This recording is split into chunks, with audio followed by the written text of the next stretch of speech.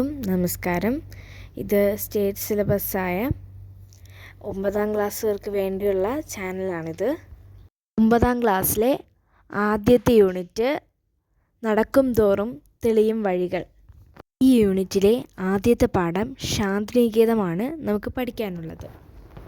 Unit ശീർഷകത്തെ പറ്റി നമുക്ക് മനസ്സിലാക്കാം. അതിൻ്റെ പ്രവേശകം, അതോടൊപ്പം എഴുത്തുകാരനെ പരിചയപ്പെടാം. കൂടാതെ ശാന്തിനികേതത്തിനെക്കുറിച്ചും അത് സ്ഥാപിച്ച രവീന്ദ്രനാഥ ടാഗോറിനെക്കുറിച്ചും നമുക്ക് മനസ്സിലാക്കാം. അപ്പോൾ ഇതൊക്കെയാണ് ഇന്നത്തെ ക്ലാസ്സിൽ നമുക്ക് പഠിക്കാനുള്ളത്. ആദ്യം നമുക്ക് യൂണിറ്റ് ശീർഷകത്തെ മനസ്സിലാക്കാം. നടക്കും തോറും തെളിയും വഴികൾ. യാത്ര എന്ന സന്ദേശമാണ് ശീർഷകത്തിൽ നമുക്ക് മനസ്സിലാക്കാൻ കഴിയുന്നത്. എല്ലാവരും യാത്ര ചെയ്യാൻ ഇഷ്ടമുള്ളവരാണ്. പ്രത്യേകിച്ചും വിനോദയാത്രയാണ്. നമ്മൾ തന്നെ കണ്ടെത്തുന്ന ഒരു സമയമാണ് യാത്ര. തിരക്കു പിടിച്ച യാന്ത്രികമായ ജീവിതത്തിനിടയിൽ അത്തരം ഇടവേളകൾ നമുക്ക് ആവശ്യമാണ്. ബന്ധങ്ങൾ കൂടുതൽ ദൃഢമാക്കാനും ഒരുപക്ഷെ മനസ്സിനെ ശാന്തിയുടെ തീരത്തേക്ക് നയിക്കാനും ഇത്തരം യാത്രകൾ നമുക്ക് പ്രയോജനമായേക്കും. അതൊന്നുമല്ലെങ്കിൽ വണ്ടിയുടെ വിൻഡോ സീറ്റിലിരുന്ന് പുറത്തെ കാഴ്ചകൾ കണ്ട് മനസ്സിനെ അപ്പൂപ്പൻ താടിയതുപോലെ അലയാൻ വിടുന്ന ഒരു അപൂർവ അനുഭൂതിയാവാം യാത്ര എന്നത്. ദേശസഞ്ചാരത്തിലൂടെ തന്നെ നമ്മൾ അറിയാതെ തന്നെ പല മൂല്യങ്ങളും മനോഭാവങ്ങളും വളർത്തിയെടുക്കപ്പെടുന്നു. യാത്രയിൽ കൂടെ നമുക്ക് കിട്ടുന്ന അറിവുകൾ, അനുഭവങ്ങൾ, അനുഭൂതികൾ തിരിച്ചറിയാനും മെച്ചപ്പെട്ട ജീവിതമാർഗങ്ങളെ നയിക്കുവാൻ അത് നമ്മളെ പ്രേരിപ്പിക്കുന്നുണ്ട്. ചുരുക്കത്തിൽ പറഞ്ഞാൽ ഈ ഒരു ശീർഷകം ജീവിതയാത്രയെക്കുറിച്ചാണ് പറയുന്നത്. മനുഷ്യരെ തന്നെ ചിന്തിച്ച് നോക്കൂ. ശുദ്ധജലത്തിന് വേണ്ടി, ഭക്ഷണത്തിന് വേണ്ടി അവൻ യാത്ര ചെയ്തിട്ടുണ്ട്. അത്തരം യാത്രയിൽ കൂടെ തന്നെയാണ് അവൻ പലതും പഠിച്ചത്, കണ്ടുപിടിച്ചത്, ചക്രങ്ങൾ കണ്ടുപിടിച്ചത്, പലതരത്തിലുള്ള ആയുധങ്ങൾ കണ്ടെത്തിയത്, സമ്പ്രദായം മനസ്സിലാക്കിയത്, മോഹമായി ജീവിക്കാൻ പഠിച്ചത്, പല സംസ്കാരങ്ങളെ വളർത്തിയെടുത്തത്. ചിന്തിക്കുമ്പോൾ തന്നെ നമുക്ക് മനസ്സിലാക്കാം മനുഷ്യരാശിക്ക് യാത്രയിൽ തന്നെ ഒരു പങ്കുണ്ടെന്ന്. നമുക്ക് ഇതിൻ്റെ പ്രവേശകത്തിലേക്ക് കടക്കാം. നടക്കും തോറും തെളിയും വഴികൾ എന്ന യൂണിറ്റിലെ പ്രവേശകം അനിയത്തി ചേച്ചിക്ക് എഴുതിയ ഒരു കത്താണ്. എഴുത്തുകാരിയായ സുജാതാദേവി തൻ്റെ ചേച്ചി പ്രശസ്ത കവിയും പരിസ്ഥിതി പ്രവർത്തകയുമായ സുഗതകുമാരിക്ക് എഴുതിയ കത്താണ്. സ്വാതന്ത്ര്യ സമര സേനാനിയുമായ ബോധേശ്വരൻ്റെ മക്കളാണ് ഇരുവരും. കത്തിലോട്ട് വരാം. പ്രിയപ്പെട്ട ചേച്ചി, എത്ര നാളായി ഞാനിങ്ങു പോന്നിട്ട്? 2 മാസം. ഇത്ര നാൾ തനിച്ച് വീട്ടിൽ നിന്നും മാറി നിന്നിട്ടില്ല. ഈ യാത്ര എല്ലാ അർത്ഥത്തിലും എനിക്കൊരു ഹിമാലയൻ യാത്രയായിരുന്നു. 12 വർഷത്തെ സാധാരണ ജീവിതത്തിൽ നിന്ന് നേടുന്നതിലെത്രയോ അധികം അനുഭവ പാഠങ്ങൾ 2 മാസത്തെ യാത്രയിൽ നിന്നും ഞാൻ പഠിച്ചു. കഴിഞ്ഞ തീർത്ഥാടനവും ഈ പഠന അനുഭവവും കൂടെ ജീവിതത്തിൻ്റെ എത്ര മുഖങ്ങളിൽ എനിക്ക് കാണിച്ചു തന്നു. ഇക്കോളജിയേക്കാളും സോഷ്യോളജിയേക്കാളും പരുക്കൻ ജീവിത പാഠങ്ങളാണ് ഞാൻ നന്നായി പഠിച്ചതെന്ന് തോന്നുന്നു. വഴിവക്കിലെ പെട്ടിക്കടയിൽ നിന്നും ഭക്ഷണം കഴിക്കാൻ പീടികത്തിണ്ണയിലും ചായക്കടയിലും അന്തിയുറങ്ങാൻ അപരിചിതരുടെ സൈക്കിളിൻ്റെ പിന്നിലും ലോറിയിലുമൊക്കെ യാത്ര ചെയ്യാൻ റിസർവേഷനില്ലാതെ ട്രെയിനിൽ ഇടനാഴിയിൽ പെട്ടിയിൽ കുത്തിയിരുന്നുറങ്ങാൻ, രോഗങ്ങളെ ചേർക്കാൻ, സ്വന്തം ഭാരം സ്വയം ചുമക്കാൻ, മര്യാദകരോടും മര്യാദയില്ലാത്തവരോടും പെരുമാറാൻ, സ്വയം സൂക്ഷിക്കാൻ, തനിച്ചിരിക്കാൻ പോരെ, മറ്റൊരാളാവാൻ ഇത്രയൊക്കെ പോരെ. ഒക്കെ പ്രായോഗിക ജീവിത പാഠങ്ങളാണ്. കാടിനുള്ളിലെ ജീവിതത്തിൻ്റെ താളമൊന്ന് വേറെ. അത് സുഖകരമായ അനുഭൂതിയാണ്. കാടും മലയും പുഴയും കൂടെ തന്നതൊക്കെ പറയാൻ വാക്കില്ല. ആ ഐതേന്ദ്രിയ അനുഭൂതികൾ ഉള്ളിൽ നിറഞ്ഞു വിങ്ങുന്നത് എന്നെങ്കിലും ഇറ്റു കവിതയായെങ്കിലും ഞാൻ ധന്യയായി. മനുഷ്യരായി ഇടപഴകിയപ്പോൾ അവരുടെയൊക്കെ ജീവിത അനുഭവങ്ങൾ എൻ്റേതായി മാറിയതുപോലെ കണ്ണീരും നോവും ചിരിയും കലർന്ന ആ കഥകൾ എന്നെ ഒരു സഡാർ ആൻഡ് വൈസർ ആക്കുമെന്ന് എനിക്കറിയില്ല. എന്തായാലും നീതികുംഭങ്ങളാണ് ഹിമാലയൻ തന്നതൊക്കെ. ഈ യാത്ര ഒരു തുടക്കം മാത്രമാണെന്ന് ഞാൻ കരുതുന്നു. അറിവിൻ്റെയും അനുഭൂതിയുടെയും ഈ നീരൊഴുക്ക് ഉറവപ്പെട്ട് തുളുമ്പിയത് കെട്ടിനിർത്താനുള്ളതല്ലെന്നും ഞാൻ അറിയുന്നു. ഇതിൻ്റെ ആഴവും ഒഴുക്കും വർദ്ധിക്കാൻ, ഇത് എത്തേണ്ടടുത്ത് ചെന്നെത്താൻ അപ്രമേയതയുടെ കാരുണ്യം ഗംഗാപ്രവാഹം അലിഞ്ഞെത്തി എന്നെ അനുഗ്രഹിക്കട്ടെ. വേഗം നാട്ടിലെത്താം. വീട്ടിലെത്താൻ തിരക്കായി. ഇന്ന് സ്വന്തം അനിയത്തി കാടുകളുടെ താളം തേടി. കൃതിക്ക് 1999 കേരള സാഹിത്യ അക്കാദമി അവാർഡ് ലഭിച്ചിട്ടുണ്ട്. സുജാതാദേവി പറയുന്നത് താൻ ഈ യാത്രയിൽ പല കാര്യങ്ങളും പഠിച്ചു എന്നതാണ് ഈ കത്തിൽ പറയുന്നത്. ഭാഗം നോക്കാം. വഴിവക്കിൽ നിന്ന് പെട്ടിക്കടയിൽ നിന്ന് ഭക്ഷണം കഴിക്കുക എന്നാണ്. അതൊന്നും സാധാരണ ജീവിതത്തിൽ ചെയ്തിരുന്ന കാര്യങ്ങളേ അല്ല. തിണ്ണയിലും ചായക്കടയിലും നിന്ന് ഉറങ്ങാൻ, അവരുടെ സൈക്കിളിൻ്റെ പിന്നിൽ യാത്ര ചെയ്യാൻ, പിന്നെ മര്യാദക്കാരോടും മര്യാദയില്ലാത്തവരോടും സംസാരിക്കാൻ, സ്വയം സംരക്ഷിക്കുക.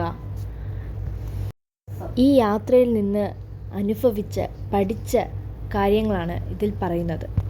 എന്നുള്ളത് അറിവ് നേടാൻ മാത്രമുള്ളതല്ല, കാണാനുള്ളതല്ല, ജീവിതത്തിൽ പകർത്തേണ്ട മൂല്യമുണ്ട് എന്ന് തന്നെ നമുക്ക് മനസ്സിലാക്കാം.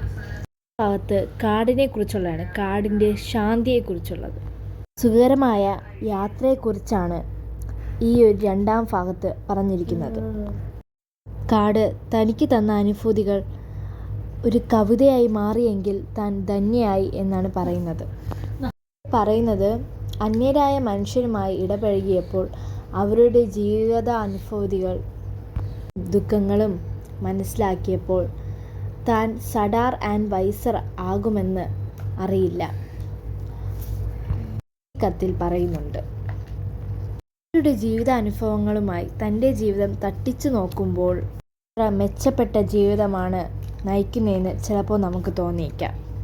കൂടുതൽ പോസിറ്റീവായി ചിന്തിക്കാനും യാത്രകൾ നമ്മളെ സഹായിക്കുന്നുണ്ട് എന്നാണ് ഇവിടെ പറയുന്നത്. ഫ്ലോബർട്ട്, ഫ്രഞ്ച് നോവലിസ്റ്റ്, ഒരിക്കൽ യാത്രയെപ്പറ്റി ഇങ്ങനെ പറഞ്ഞു: ഒരു വലിയ എളിവനെ ഇങ്ങനെയാക്കുന്നു. ചെറിയ സ്ഥാനമാണ് വഹിക്കുന്നതെന്ന് അത് അറിവുണ്ടാക്കുന്നു. യൂണിറ്റ് പ്രവേശകത്തെക്കുറിച്ച് നിങ്ങൾ ഇത്രയും കാര്യങ്ങൾ മനസ്സിലാക്കുക.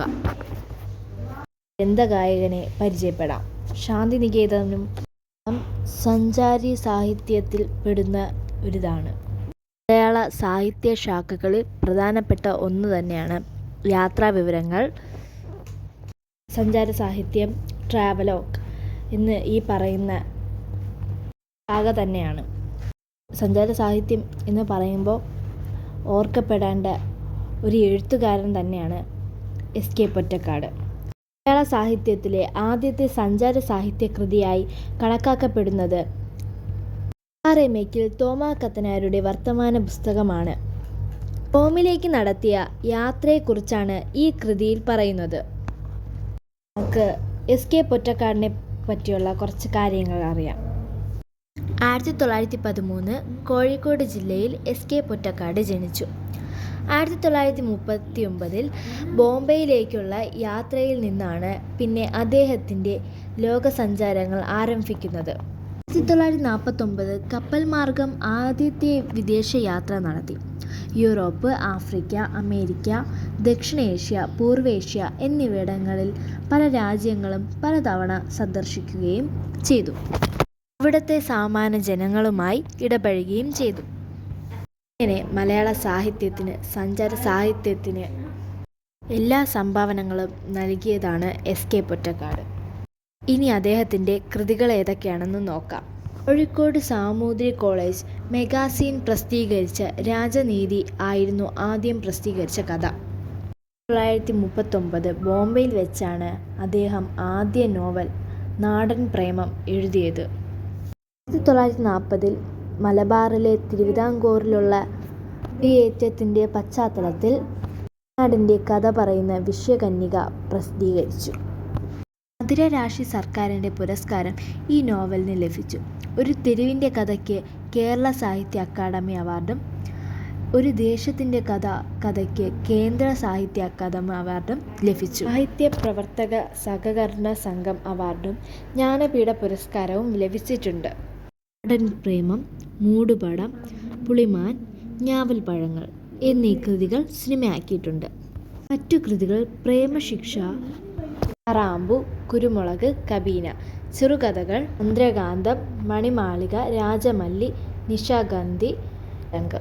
ഇതിൻ്റെ യാത്രാവിവരങ്ങളിൽ എടുത്തു പറയേണ്ടത്: കപ്പലുകളുടെ നാട്ടിൽ, സിംഹഭൂമി, നൈൽ ഡയറി, ഇന്നത്തെ Europe, Soviet diary, Indonesian diary, സൂര്യൻ്റെ നാട്ടിൽ, ദ്വീപ്, കൈറോ കത്തുകൾ, ലണ്ടൻ നോട്ട്ബുക്ക്, ക്ലിയോപാട്രയുടെ നാട്ടിൽ, ആഫ്രിക്ക, യൂറോപ്പ്, ഏഷ്യ എന്നിവയൊക്കെയാണ് വഴിയമ്പലങ്ങൾ. എസ് കെ പൊറ്റക്കാടിൻ്റെ ആത്മകഥയാണ്. എസ് കെ പൊറ്റക്കാടിൻ്റെ പ്രശസ്തമായ പല കൃതികളും ഇന്ത്യയിലെ മറ്റ് ഭാഷകളിലേക്ക് വിവർത്തനം ചെയ്തിട്ടുണ്ട്. ദേശത്തിൻ്റെ കഥ എന്ന നോവൽ ഇംഗ്ലീഷ് വിവർത്തനം ടെയിൽസ് ഓഫ് അതിരാണി പാടം എന്ന പേരിൽ ഓറിയൻ ബ്ലാക്സ്മാൻ പുറത്തിറക്കിയിട്ടുണ്ട്. ശ്രീദേവി കെ നായർ, രാധിക മേനോൻ ഇവരൊക്കെയാണ് വിവർത്തനം ചെയ്തിരുന്നത്. 1987 തലശ്ശേരിയിൽ നിന്ന് ലോകസഭയിൽ അദ്ദേഹം മത്സരിച്ചുവെങ്കിലും 1000 വോട്ടുകൾക്ക് അദ്ദേഹം പരാജയപ്പെട്ടു. 1962 സുകുമാർ അഴീക്കോടിനെ പരാജയപ്പെടുത്തിക്കൊണ്ട് ലോകസഭാ അംഗമായി. മലയാളത്തിലെ ജോൺ ഗന്ധർ എന്നറിയപ്പെടുന്ന അദ്ദേഹം 1982 അന്തരിച്ചു. നമുക്ക് ശാന്തിനികേതൻ ആ പാഠഭാഗത്തിലോട്ട് വരാം.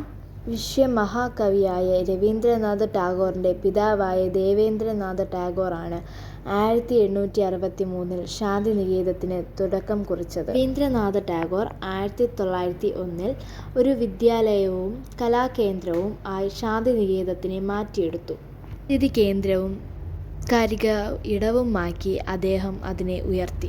കൊൽക്കത്തയിലെ ബിർഭൂം ജില്ലയിൽ ബോൾപൂർ ഗ്രാമത്തിലാണ് ശാന്തിനികേതൻ സ്ഥിതി ചെയ്യുന്നത്. ശാന്തിയുടെയും സമാധാനത്തിൻ്റെയും ഇടം എന്നർത്ഥത്തിലാണ് ശാന്തിനികേതനം എന്ന പേര് നൽകിയത്. നോബൽ സമ്മാനത്തിനായി ലഭിച്ച തുക മുഴുവൻ ടാഗോർ ശാന്തിനികേതനത്തിനായി മാറ്റിവെച്ചു.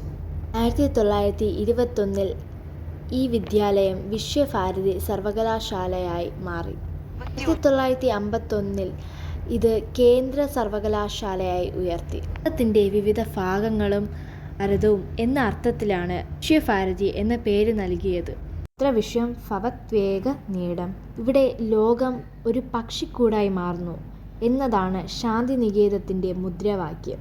ഇതിൻ്റെ വിദ്യാഭ്യാസ, സാമൂഹിക, സാംസ്കാരിക, പ്രകൃതി, കലാദർശനങ്ങൾ ചേരുന്ന ശാന്തിനികേതൻ വിശ്വമാനവികതയുടെയും മഹത്തായ സാംസ്കാരിക പാരമ്പര്യത്തോടെയും ഏറ്റവും മികച്ച മികങ്ങളിൽ ഒന്നാണ്.